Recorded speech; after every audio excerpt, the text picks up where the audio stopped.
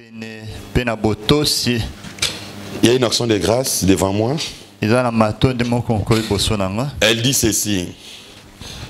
Nous, couple Kassou, rendons grâce à Dieu pour le 11e anniversaire de notre fille, Vunda Rachela.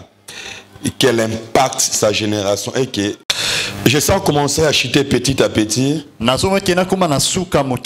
mon enseignement sur le siècle présent, le siècle à venir. Genèse chapitre 19. Genèse 19. 14 à 17. Et puis carrément le verset 26e. Je lis au nom du Seigneur Jésus. Amen. Lot sortit et parla à ses gendres qui avaient pris ses filles. Levez-vous, dit-il, sortez de ces lieux, car l'Éternel va détruire la ville. Mais aux yeux de ses gendres, il parut plaisanter. Alléluia. Amen.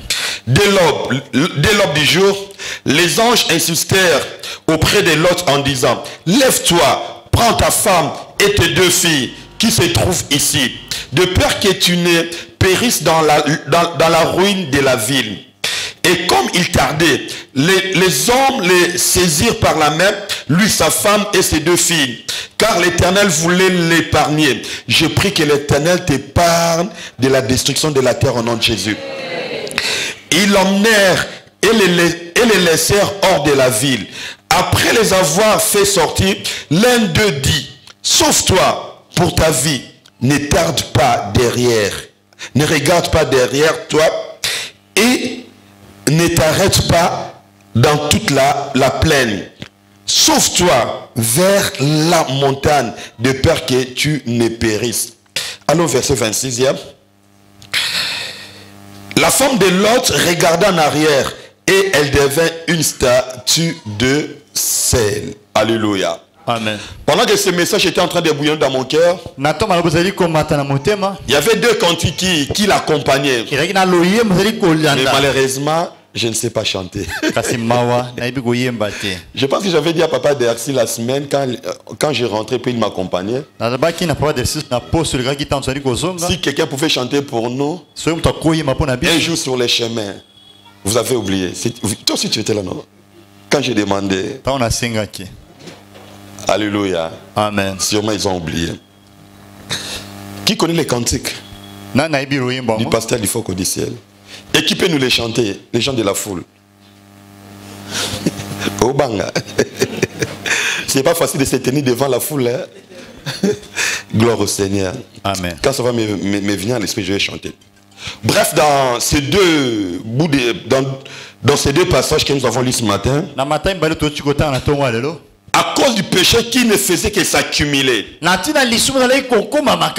Dieu prend l'initiative de détruire le monde de l'époque. Le monde de Sodome. Parlant de cette ville, la Bible a dit que les gens de Sodome étaient méchants et des grands pécheurs contre l'Éternel. Ils étaient méchants. Ils étaient des grands pécheurs. Ils n'étaient pas pécheurs, mais les qualificatifs nous montrent à quel point ils commettaient le péché. Ils étaient grands, mais dans le péché. Et à cause de cela, Dieu voulait détruire le monde de l'époque. Mais ce que j'aime, pour les gens que Dieu veut, avant de détruire, il prévient toujours. D'ici là, le monde va être détruit. Dieu est en train de nous prévenir. Il y a la destruction future. C'est comme le monde aujourd'hui. Dieu veut les détruire. Mais il nous prévient d'en sortir pour ne pas être détruit avec ce monde. Il y a un danger futur. Il y a un danger dans le futur proche. Cette terre ne sera plus. Sa gloire passera. Elle sera détruite.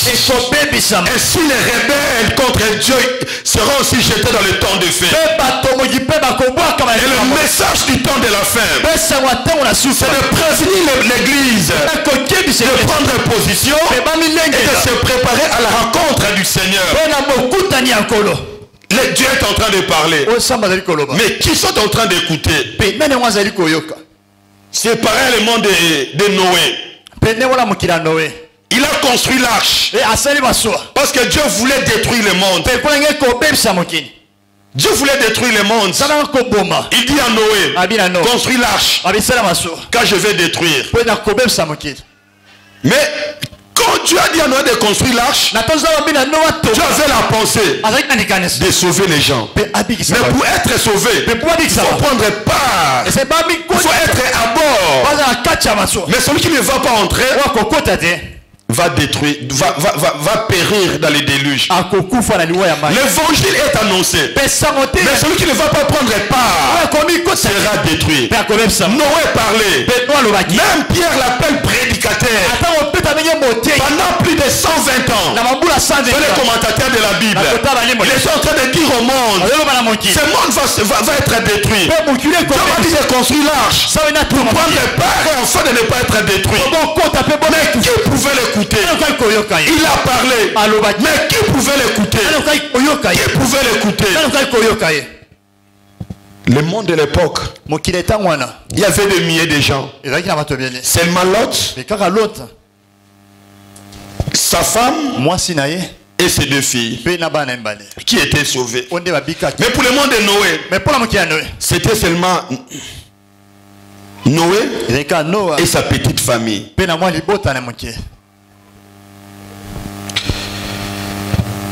Dans Matthieu chapitre 24, verset 37, là on dit, ce qui arriva du temps de Noé arrivera de même à l'avènement du Fils de l'homme. Ce qui était arrivé au temps de Noé, les gens se mariaient, ils festoyaient. Mais ne pensez pas que le monde allait être détruit. Notez ceci par rapport à ce verset. Bien que l'évangile était annoncé, mais les gens étaient incrédules face à la parole. De deux, ce monde, les gens de ce monde et ce plaisir, les gens de ce monde aimaient le plaisir plus que Dieu. Et troisièmement, un fait tragique, c'était un pourcentage trop moindre qui a été sauvé par rapport à la totalité du peuple de l'époque. Il y avait Noé, sa femme et sa petite famille. Le monde sera détruit. Mais je crois, une grande quantité de gens vont passer l'éternité loin de Dieu. À l'époque de Noé, c'était Noé, sa femme et ses deux fils. À l'époque de Lot, c'était Lot et ses deux filles. Même pas sa femme. Mais tous avaient écouté l'évangile. Je crois, au temps de la fin, l'effectif qui ira au ciel sera moindre que ce qui ira en enfer. À cause de l'incrédulité du cœur de l'homme. Par rapport à notre texte de base, on parle de Lot. Dieu lui dit de sortir parce qu'il voulait détruire Gomorrhe et Sodome. Et il y a trois réactions face à cet effet. La première réaction, c'est dans Genèse chapitre 19, verset 14. Là, il dit Lot et parla à ses gendres. Lot sortit et parla à ses gendres. Les gendres, c'est les maris à leurs filles.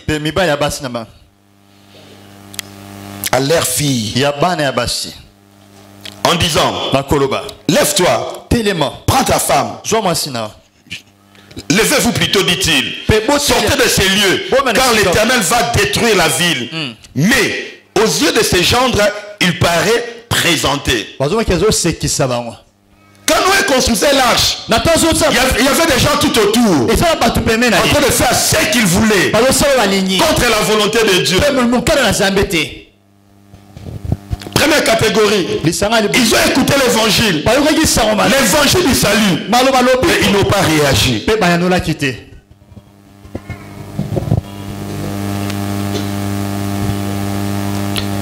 Le Seigneur Jésus était en train de prêcher, mais son message était tellement dur. Il a dit à son auditoire, si vous ne mangez pas ma chair et si vous ne buvez pas mon sang, vous n'aurez pas de part avec moi. La Bible dit que ces paroles étaient très dures. Ce jour-là, le Seigneur avait perdu une grande quantité, un grand pourcentage de fidèles de son église. Ils ont écouté l'évangile. Mais dans Jean chapitre 6, verset 70, après avoir écouté la parole, ils ont réagi en ces termes. Plusieurs de ses disciples, après l'avoir entendu dire, cette parole est dure, qui peut l'écouter? L'évangile n'est pas facile. Des fois, on le pratique avec des larmes aux yeux. Des fois, au prix de notre salut, au prix de notre plaisir. Dans la première catégorie, ils ont écouté l'évangile du salut, mais ils n'ont pas réagi.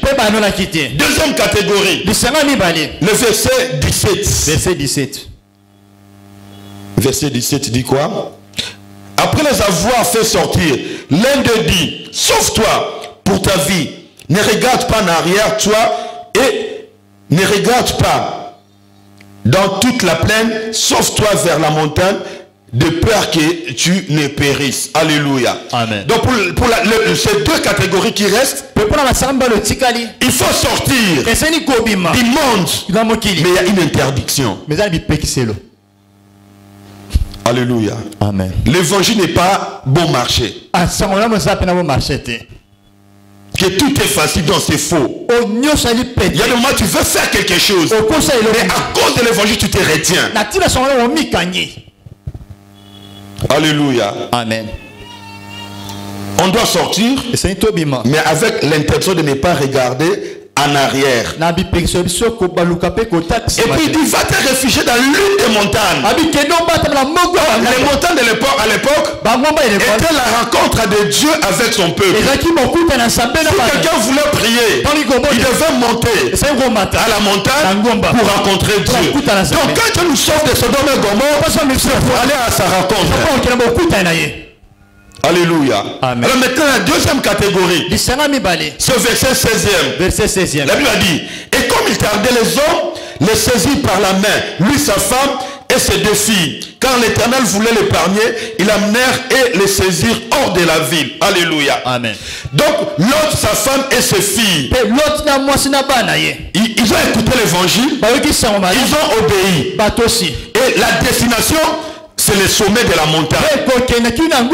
Et la troisième catégorie, c'est la femme de Lot. Elle a écouté. Elle est même sortie, mais n'est pas arrivée. C'est ça le comble. On sort du monde en destination le ciel, mais beaucoup n'arrivent pas. Non, beaucoup n'arrivent pas.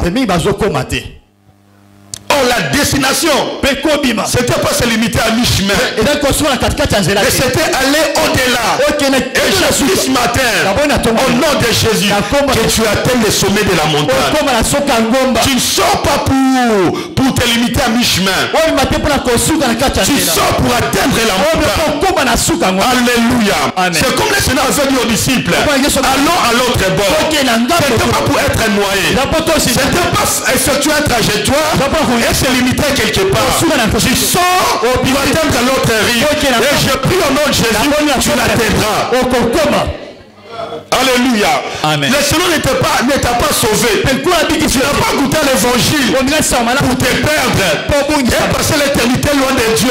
Je dis non. Non. Alléluia. Amen. Voilà pourquoi l'apôtre Paul a dit dans 1 Corinthiens chapitre 9 à partir du verset 24. Je lis au nom du Seigneur Jésus. L'apôtre dit, ne savez-vous pas que ceux qui courent dans les stades courent, mais tous, mais un seul remporte le prix. Courez de manière à les remporter. Alléluia. Amen. Ne sois pas comme la femme de Lot. Tu sors, tu cours pour remporter la victoire. Et je le déclare, tu vas la remporter. Tous ceux qui combattent s'imposent toutes sortes d'abstinences. Ils le font pour obtenir une couronne corruptible. Mais nous, faisons-la pour une couronne incorruptible. Là, il parle de lui-même. Moi donc, je cours, non pas comme à l'aventure. Je frappe, non pas comme battant l'air. Mais je traite durement mon corps. Et je le tiens assujetti. De peur d'être rejeté, de peur d'être moi-même désapprouvé. Après avoir prêché aux autres. Alléluia. Amen. Il avait un objectif. Il sort du monde. Il s'abstient de certaines choses. Bien que ce qu'il a pour le corps, bien qu'intéressant pour la chair, il se dit je ne le ferai pas. Pourquoi? Parce que je dois remporter le prix. Combien sort? Et n'atteignent pas le but.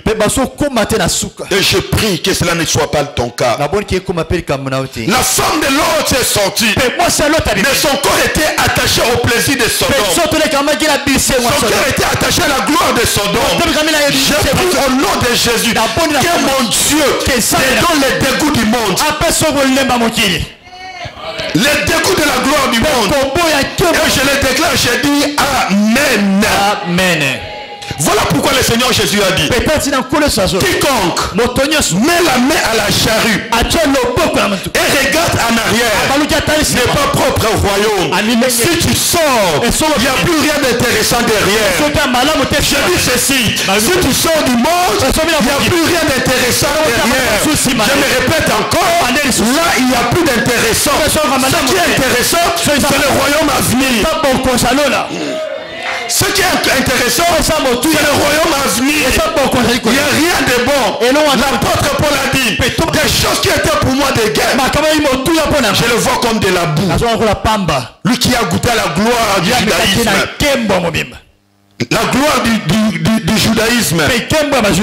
Il a dit, ces choses étaient pour moi comme de la boue. Rien de bon. La version Martin dit, nul qui met la main à la charrue et qui regarde en arrière n'est pas disposé pour le royaume de Dieu. Si ton cœur est attaché derrière, tu n'auras pas de part au royaume.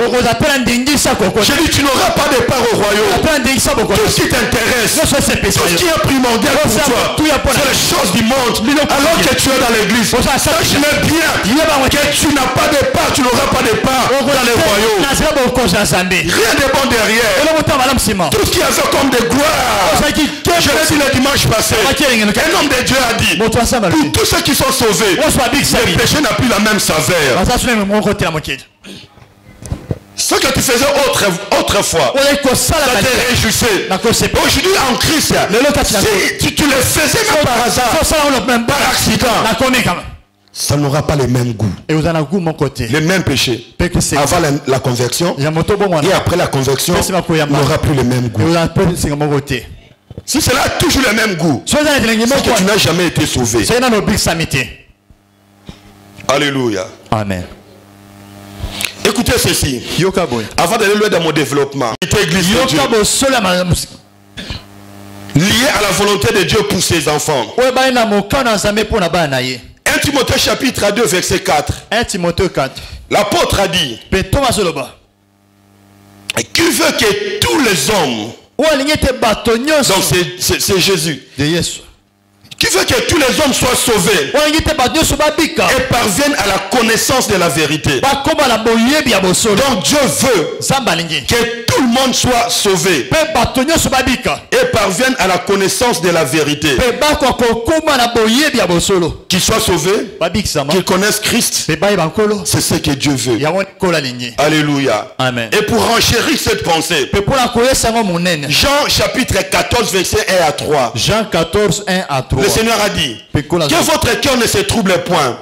Croyez en Dieu et croyez en moi. Il y a plusieurs demeures dans la maison. Alléluia. Ça j'aime. De mon Père. Si cela n'était pas, je vous l'aurais dit. Je vais vous préparer une place. Tu as une place au ciel, même si tu es locataire sur la terre. Amen. Lorsque je serai allé et que je vous aurai préparé une place, je reviendrai et je vous prendrai avec moi, afin que là où je suis, vous y soyez aussi. Alléluia. Amen. La volonté du Seigneur est que ce jour-là, qu'on soit avec lui face à face. Comme Jean était à ses côtés, il pouvait mettre sa tête sur sa poitrine. C'est ce que Dieu veut pour toi. C'est ce que Dieu veut pour moi. Alors qu'une catégorie sera en train de souffrir dans l'enfer, mais pour toi, le Seigneur veut que tu vives à ses côtés éternellement. Là où il sera, c'est là où il veut que tu sois. Et je prie que tu ne rates pas l'enlèvement. J'ai pensé que tu allais dire Amen. Amen. Alléluia. Amen. Frères et sœurs, papa, maman, au ciel, qui espère y aller? Aller au ciel, oui. Mais qui ira? Et souvenez-vous que le Seigneur a dit, c'est pas que tout ce qui dit Seigneur est Seigneur, Seigneur. Attention. Attention. Qui prendra part? Dans 2 Timothée chapitre 4. 2 Timothée 4. Là, c'est l'apôtre Paul qui parle. Il arrive au soir de sa vie. D'ici là, il allait mourir. Mais il fait comme le bilan de sa vie avant de s'en aller. 2 Timothée chapitre 4 à partir du verset 7e. Il dit, j'ai combattu le bon combat. J'ai achevé la course. J'ai gardé la foi. Alléluia. C'est-à-dire, il a commencé la course et puis il a fini. Il a gagné la couronne. Je prie que tu commences la course et que tu la finisses. Et que tu gardes. Et l'apôtre ajoute quelque chose de merveilleux. Il dit ceci. Désormais, la couronne de justice m'est réservée. Amen. Le Seigneur, le juste juge, me la donnera dans ces jours-là. Et non seulement à moi, à Séraphin, à hériter aux autres aussi. Amen. Alléluia. Non seulement à moi, mais encore à tous ceux qui auront aimé son avènement. Donc je suis en train de m'en aller. Mais j'ai la certitude que je verrai Jésus. Non seulement je verrai Jésus, mais j'aurai une couronne. Alléluia. Amen. Alléluia. Amen. Ça me fait beaucoup du bien. Désormais, la couronne de justice m'est réservée. Le Seigneur, le juste juge, me la donnera dans ce jour-là. Non seulement à moi, mais encore à tous qui auront aimé son avènement. Il va partir, mais il est sûr et certain. Il y a une récompense qui l'attend. Ne meurs pas comme ça. Meurs avec l'espérance que tu iras au ciel. Alléluia. Amen. Pourquoi l'apôtre Paul donne de telles affirmations par rapport à son départ et à la vie de l'au-delà? C'est parce qu'il savait que sa vie, sa marche chrétienne, n'avait rien qui pouvait faire obstacle. De deux, sa croyance aux récompenses était liée aux œuvres qu'il avait accomplies, et pour Dieu et pour les hommes. Donc il était certain qu'il avait une qualité de vie avec Dieu et aussi il avait servi. Donc sa foi en Dieu et son service pour Dieu nous réserve des couronnes au ciel. Tu fais aller au ciel, c'est bon, mais tous n'auront pas la même place. J'en parlais peut-être le dimanche prochain. Daniel dit que ceux qui auront enseigné la justice aux multitudes brilleront comme les étoiles au ciel. Alléluia. Amen. Donc nous au ciel, si tu n'as rien fait, tu n'auras pas de récompense. Mais ce que je demande, entre d'abord. Alléluia. Amen.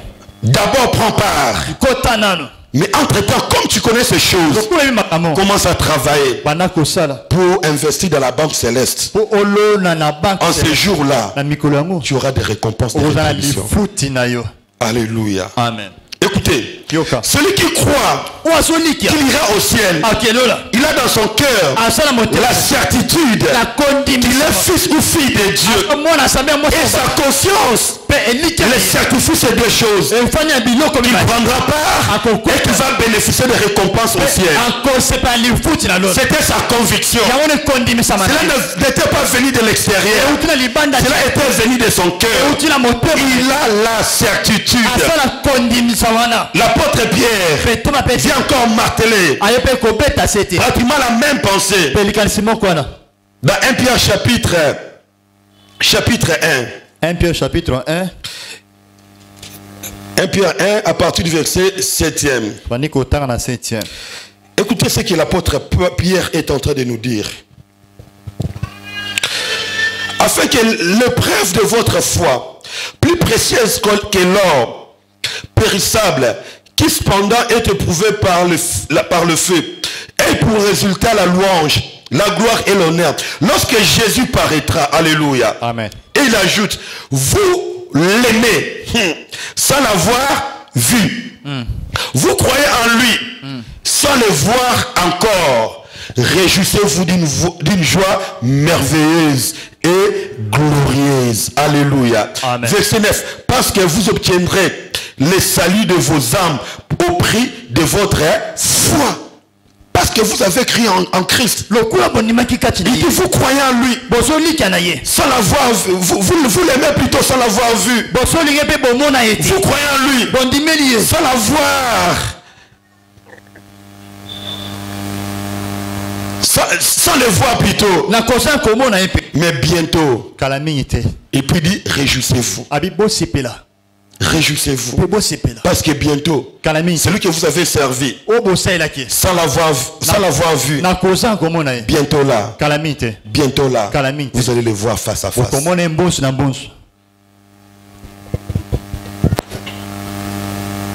Prendre part au ciel. Crois-tu que tu es fils ou fille de Dieu? Crois-tu que tu seras dans le royaume?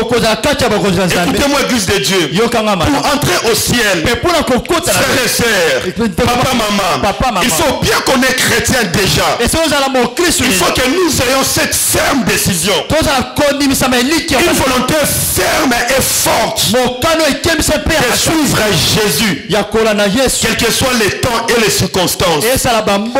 Je dis de suivre Jésus, quels que soient les temps et les circonstances.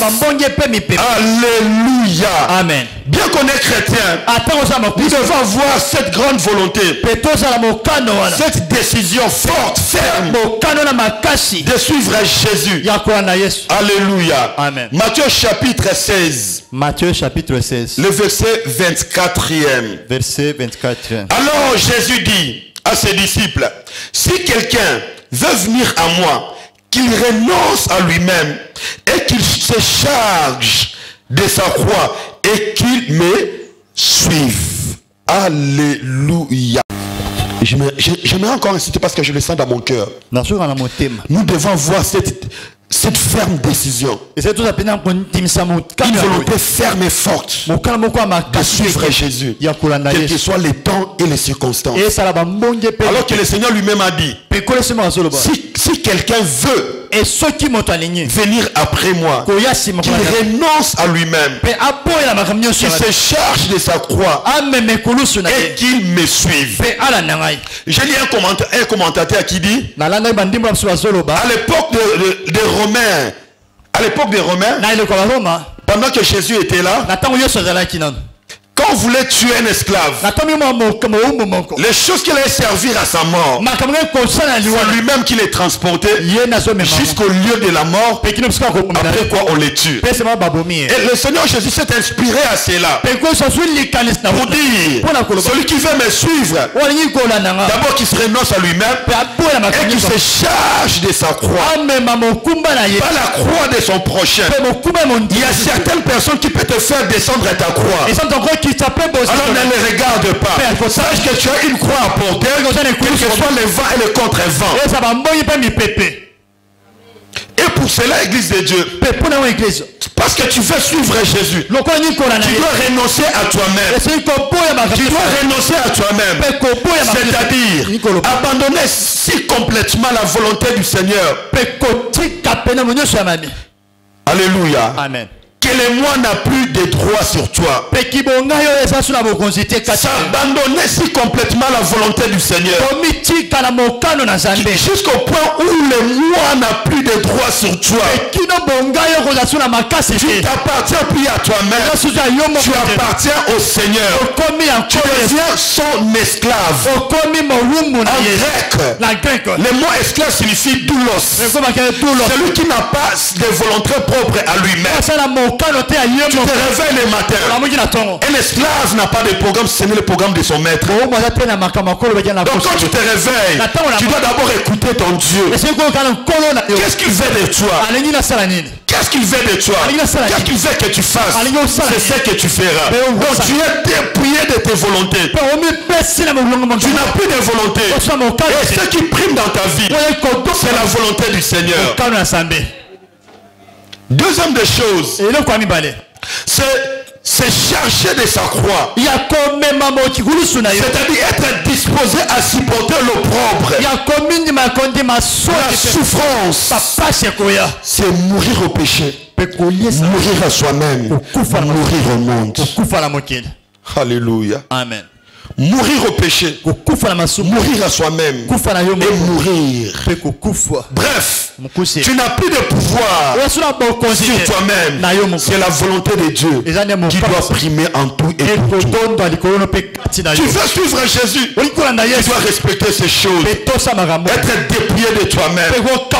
Être dépouillé de toi-même. Abandonner ta volonté et suivre la volonté du Seigneur.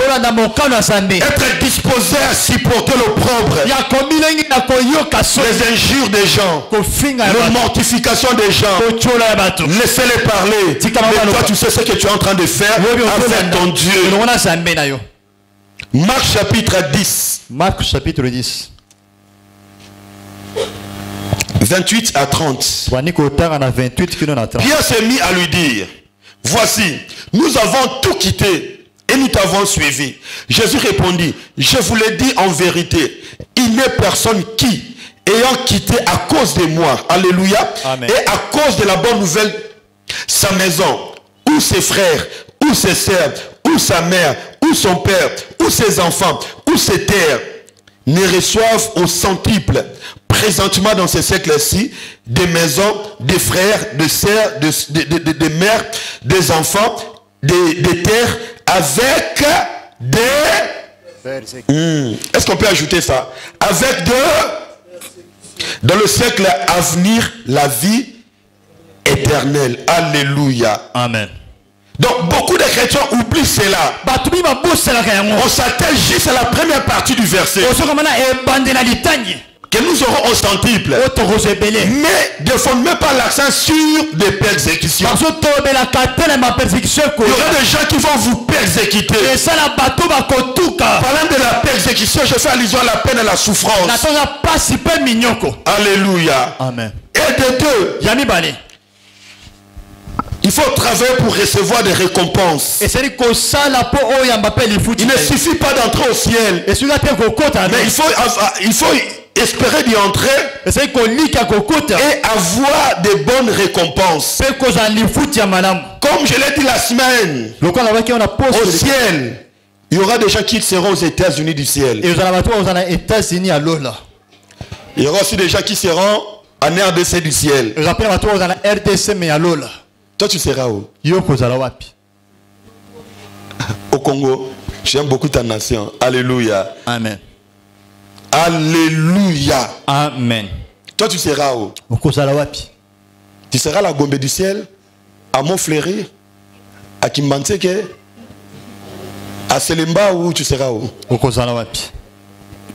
Tous tous, on ne sera pas au même endroit. Nous n'aurons pas les mêmes récompenses. Les récompenses seront les conséquences de la manière dont on a servi Dieu. Cet homme qui a été sauvé à la croix, qui était à la droite du Seigneur, il aura droit au ciel. Il n'a pas servi, il n'aura pas de récompense. Toi, tu es vivant et tu refuses de le servir. Tu es en train de rater. Tu es en train de rater.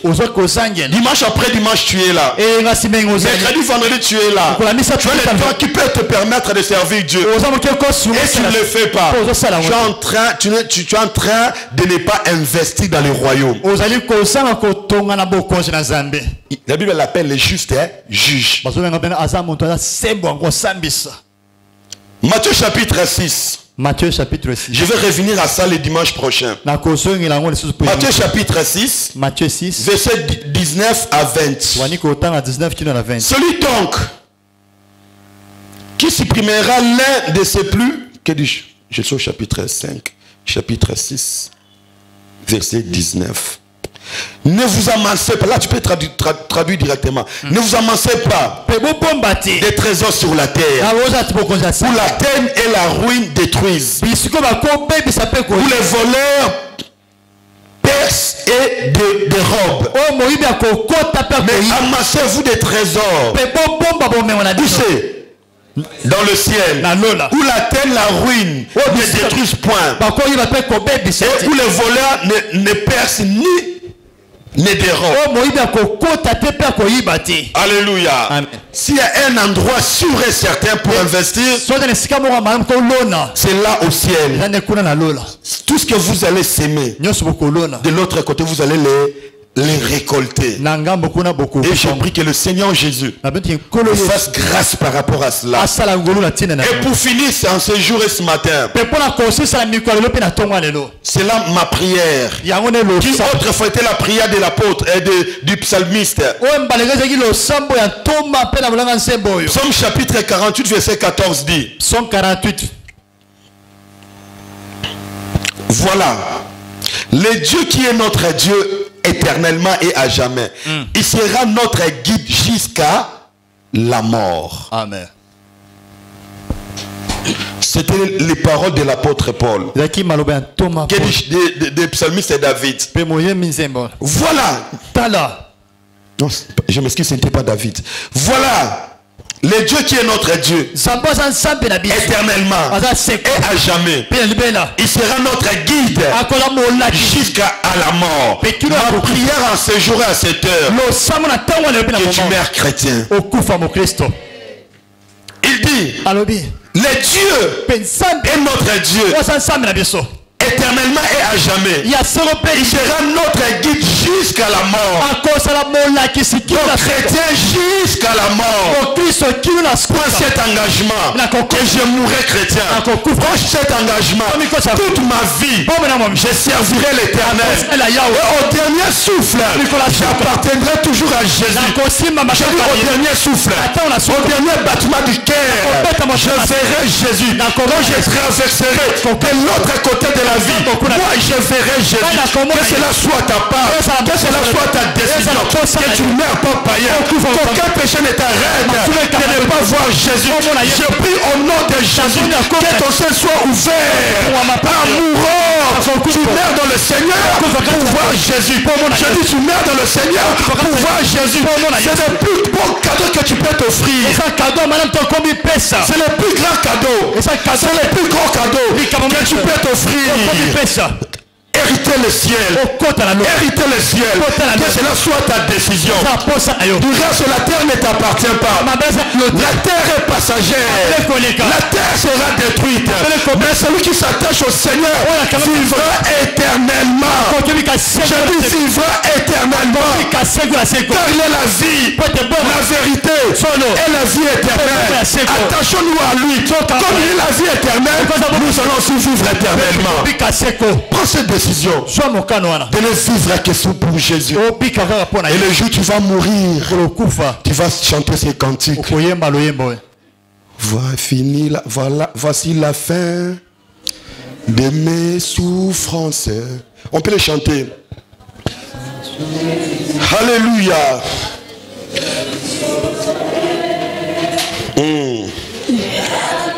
Toi sur nos chemins, un jour Chante-le comme une prière. Alléluia. Oh, voici la fin, voici la fin de nos souffrances. Parce qu'en Jésus, alléluia, je suis sauvé. J'ai la victoire sur tout.